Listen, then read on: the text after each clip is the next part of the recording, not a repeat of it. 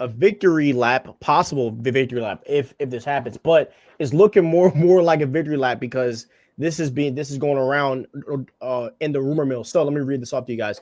Marvel Studios is rumored to be wrapping up the Kang storyline in the MCU. Doctor Doom could be the one to kill him. Now, a lot of people thought that the Kang storyline was wrapped up in Loki season 2, but we both have said on this show multiple times that we don't think that's true and that there has to be a signal of Kang being killed, for to bring us into this era of Doctor Doom. So I have to use the bathroom, but please take your victory lap and I'll be back in like 2 minutes. Yeah. Not even 2 minutes.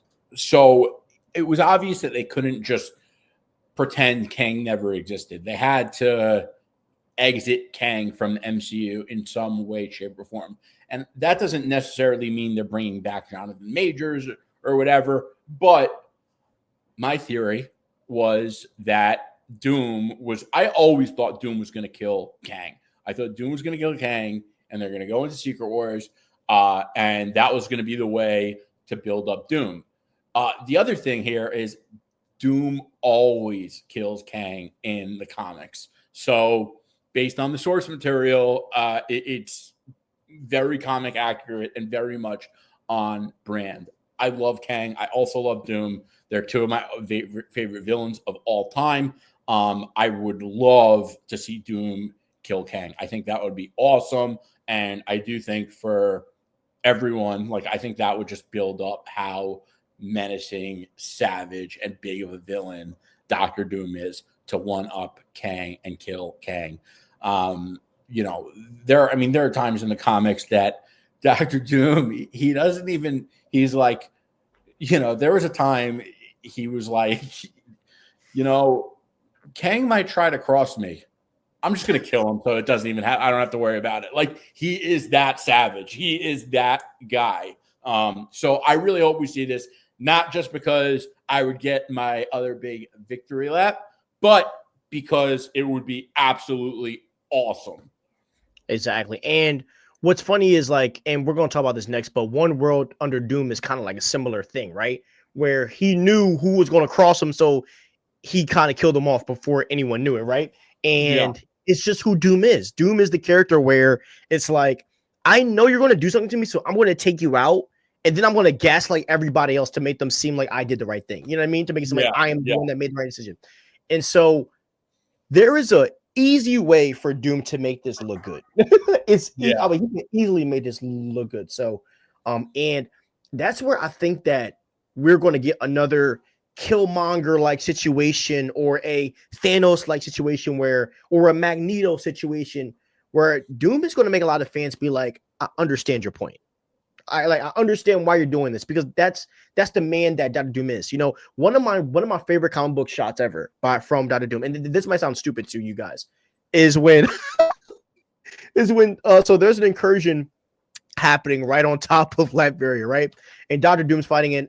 Wait, is that Dr. Doom's son that has the same costume as him, or is it his ward or whatever? He has a lot of Doom bots that dress like Dr. Doom. Yeah, no, but there's a guy. I don't know if it isn't his son, but it's like his ward basically. But he's dressed up like Doom to an extent. Okay.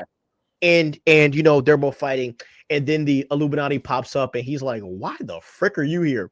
And basically, like T'Challa and them, like they destroyed the planet, and then they dip. And Dr. Doom's like, what just happened? What just happened? And then this is my favorite shot, is he invites Mr. Fantastic and Doctor Strange over for dinner.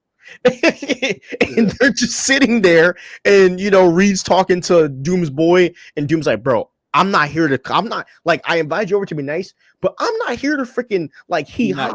What the heck happened, bro?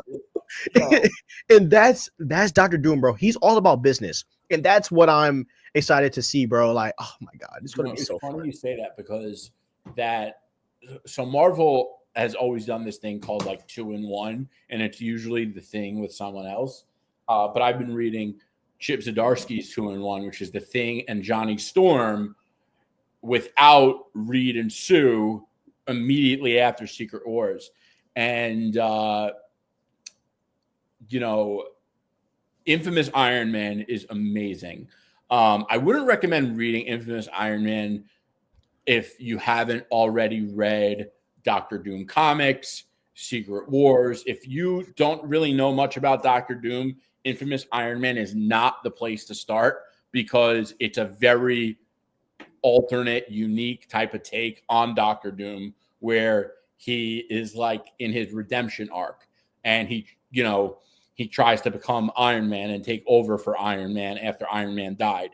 And no one really believed him. But anyway, in the 2-in-1 comic that I'm reading, he basically was like, at some point he was like, I am going to help you guys try to find Reed and Sue. And then all of a sudden they're in this like big battle with another alternate universe, Doctor Doom version of Galactus, where Doctor Doom becomes Galactus.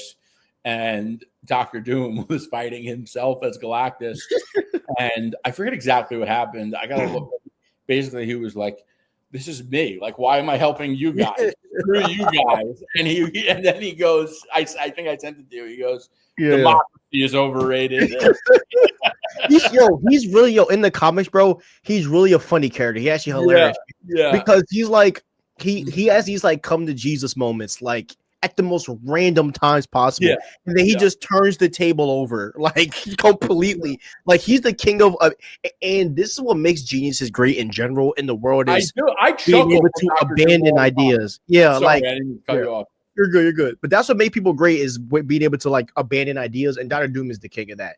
But it's funny because Reed isn't like that. Reed is going to stay at it and pick at it until he gets it. Versus where Doctor Doom's like, yeah, if this ain't working, I'm gonna just find something else. Yeah.